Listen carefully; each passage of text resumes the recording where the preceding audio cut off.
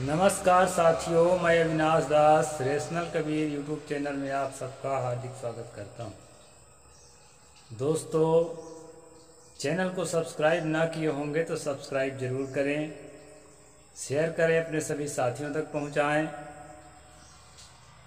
मेरा हर वीडियो जो है तर्कशीलता को, वैज्ञानिक सोच को प्रमोट करने के लिए बनाया जाता है।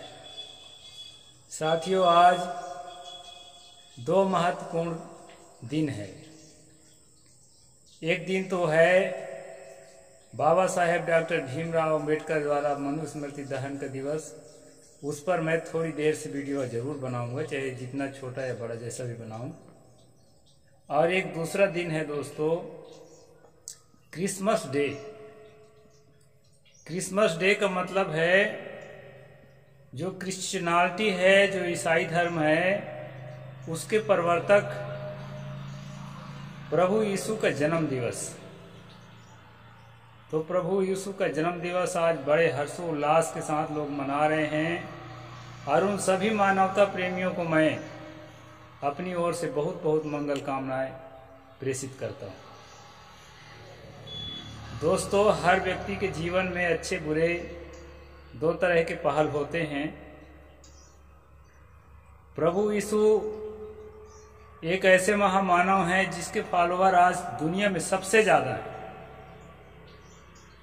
यदि संसार के संपूर्ण जनसंख्या में कम से कम आधा हिस्सा ईसाई है, उनमें से बहुत लोग एथिस्ट हो गए हैं, नास्तिक हो गए हैं, लेकिन ईसाई ही माने जाते हैं क्योंकि ईसाई खानदान के हैं।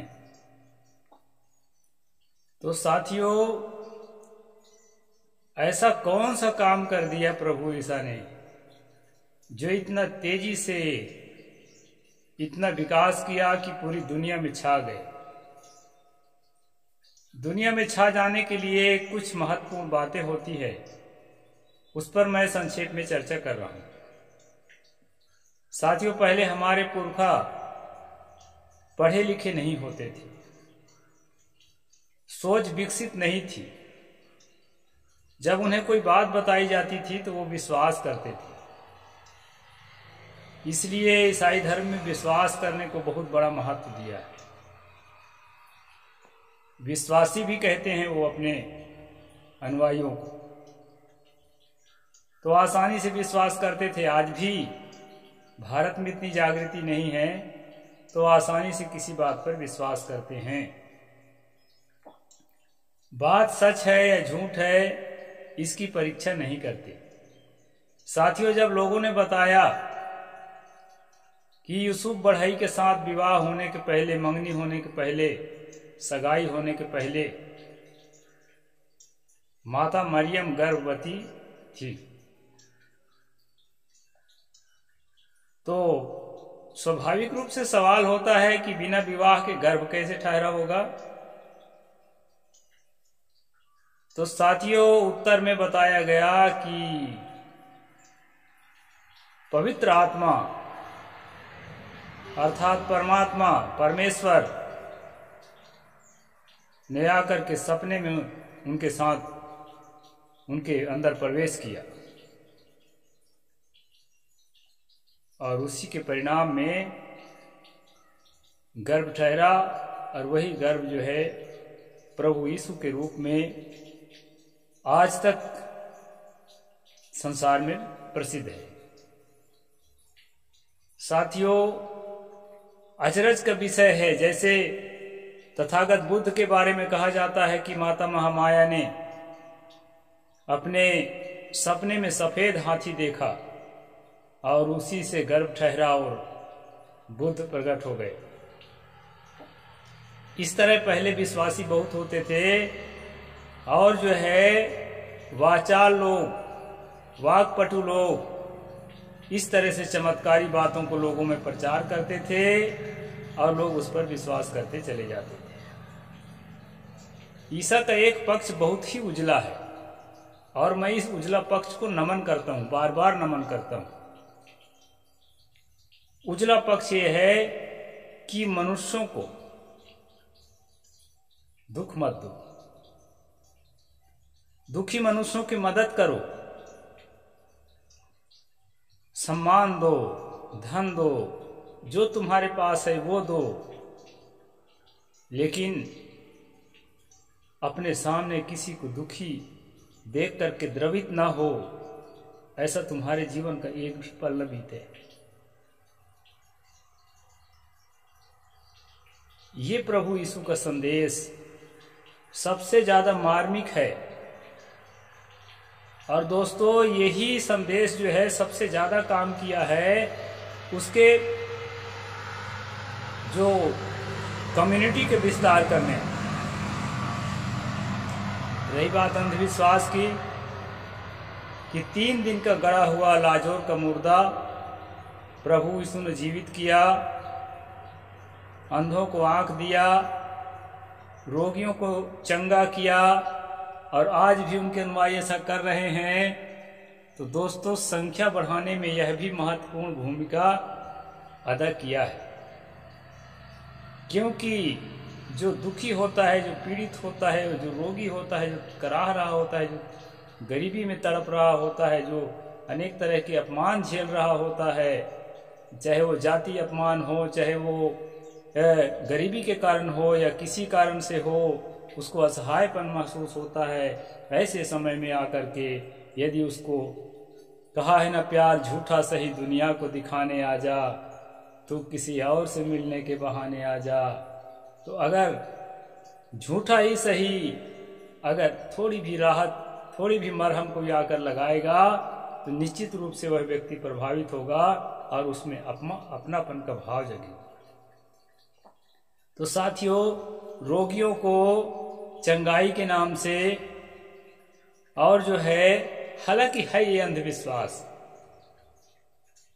किसी ईश्वर परमेश्वर की या किसी ईश्वर परमेश्वर के द्वारा भेजी गई किसी शक्ति की इसमें कोई महिमा नहीं होती है।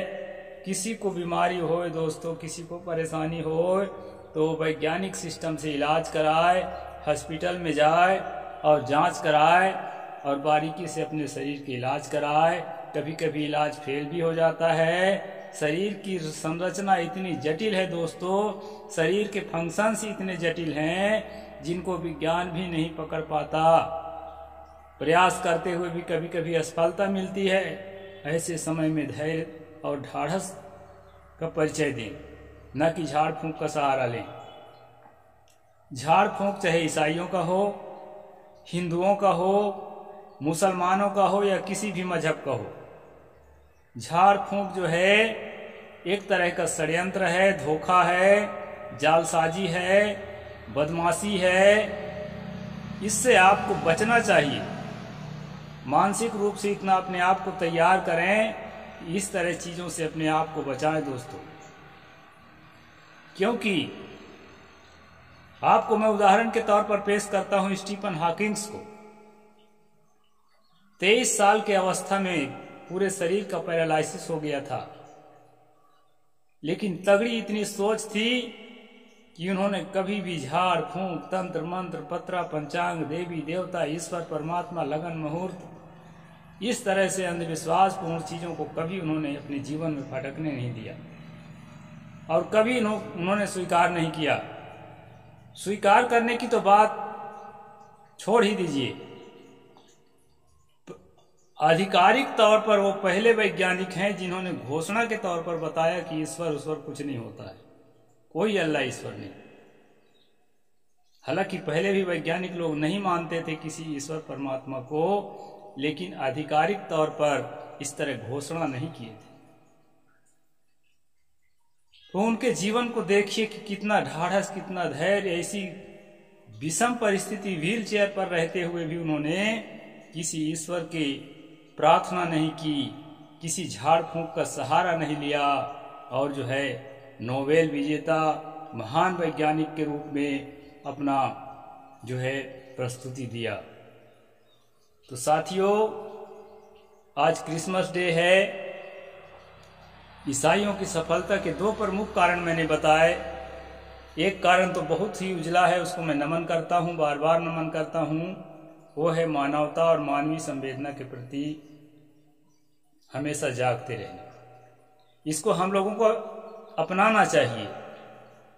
ये बिल्कुल भी सदगुरु कबीर साहब ने कहा, सब काहू कर लीजिए साचा शब्द निहार। अच्छी बातें सब जगह का देख लो और स्वीकार कर लो। और ये बात हमारे यहाँ है भी, पहले से है, और मजबूत करना है। और दोस्तों दूसरा उनका पक्ष तेजी से बढ़ने का है, वो है प्रार्थना, जिसको मैं अपनी भाषा में झाड़ फूंक कहता हूँ। वो झाड़ फूंक का ही एक रूप है। तो ये दूसरा जो पक्ष है, श्रद्धा की दृष्टि से, भक्ति की दृष्टि से अच्छा पक्ष माना जा सकता है, लेकिन दोस्तों अंधविश्वास के अलावा कुछ नहीं है। कोई देवी देवता, कोई ईश्वर परमात्मा आपका कल्याण नहीं करेगा।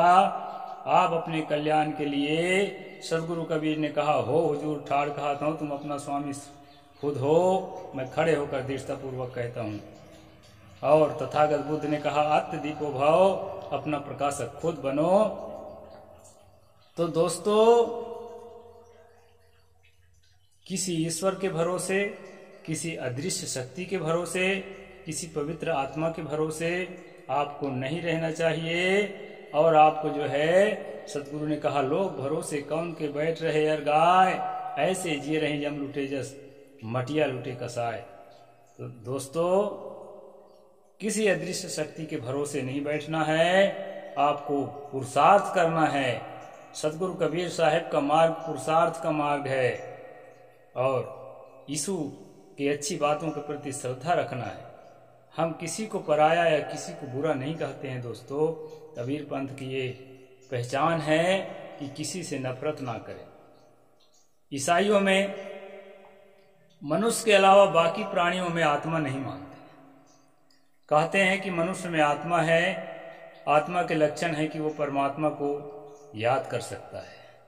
दूसरे प्राणी को कितना भी प्रयास करोगे, वो परमात्मा को याद नहीं कर सकता, इसलिए उसमें आत्मा नहीं होती है। और अपने प्राणों के कारण वो जो है हलचल होता है और दुख सुख को जानता है। इस प्रकार जो है ईसाइयों से मेरी बात हुई, तो उन्होंने इसके संबंध में बताया कि दूसरे प्राणियों को मारना खाना कोई बुरा नहीं है। लेकिन दोस्तों कबीर पंथियों को ईसाई होने से बचने को मैं इसीलिए कहता हूँ, उनके सारी अच्छी बातों को आप ले लीजिए, अपने जीवन में ले लीजिए, अपने व्यवहार में ले लीजिए, लेकिन उनके पास आप जाएंगे तो आपको जो है हिंसा और मांसाहार विरासत में मिल जाएगी।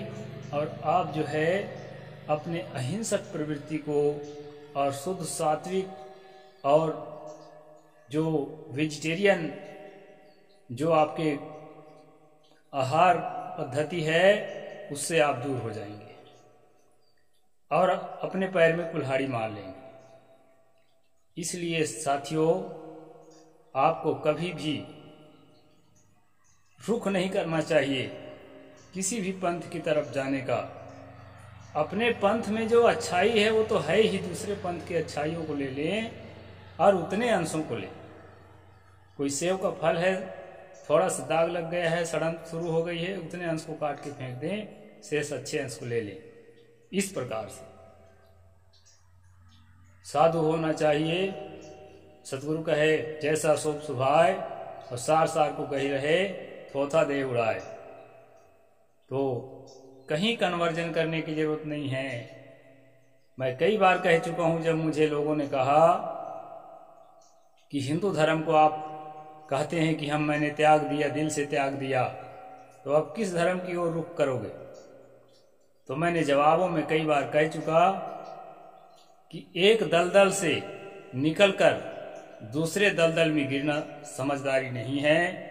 धर्मों के नाम से धार्मिक गिरोह केवल लड़ाकू गिरोह रह गए हैं दोस्तों। इसलिए कन्वर्जन की जरूरत नहीं है और प्रभु यीशु के अच्छी बातों को पर श्रद्धा रखना जरूरी है। चाहे मोहम्मद हो, ईसा हो या कोई हो, उसके अंदर जो उसके जीवन में जो अच्छी बातें थी, मानवता और मानवीय संवेदना को समझने वाली बातें थी, उन बातों को हमें सम्मान करना ही चाहिए। इसमें पक्षपात न कीजिए, कहें कबीर विचार। सद्गुरु कहते हैं विचार करो, पक्षपात मत करो। सबके प्रति प्रेम, सबके प्रति शुभकामना, सबके प्रति मंगल कामना हमें करना चाहिए। और सभी ईसाई भाइयों को मैं मंगल कामना करता हूँ और उम्मीद रखता हूँ कि वे तर्कशील बने, रेशनलिज्म को अपनाएं और अंधविश्वास से ऊपर उठें और समाज को भी अंधविश्वास से ऊपर उठाने का काम करें। हिंदू धर्म में भी अंधविश्वास है, जातिवाद भी है और बहुत सारी चीज़ें हैं। ईसाई धर्म में भी सब के सब अच्छी बातें नहीं हैं। जो अच्छी बातें नहीं हैं उनके खिलाफ ईसाइयों को स्वयं आवाज़ उठाना चाहिए। हमारे उठाने से कोई फायदा नहीं होगा। और जो है सुंदर समाज हमें बनाना है भारत में कि एक दूसरे से गले मिल सकें, एक दूसरे से प्रेम हो सके, एक दूसरे के अच्छे बुरे वक्त में साथ खड़े हो सकें। और ऐसा यदि हम करते हैं दोस्तों तो ये सच्चे भारतीय संस्कृति की पहचान है। आप ठीक है, आपकी आस्था प्रभु यीशु पर है तो अच्छी बात है, लेकिन साथ साथ उन पर आस्था भी इसीलिए है कि उसमें आपको अच्छी बात दिख रही है तो अच्छी बातों को ले लें। लेकिन जो बात तर्क से, विज्ञान से और जो बात मानवीय मूल्यों के साथ तुलना करने से अच्छी नहीं ठहरती, उन बातों को त्यागना भी है और अच्छे समाज का जो है निर्माण करना है। इसी उद्देश्य से क्रिसमस डे की पावन पर्व पर सबको मंगल कामना देते हुए मैंने वीडियो बनाया। साहेब बंदगी। जय जोहार, जय भीम, जय भारत, जय ईसा मसीह।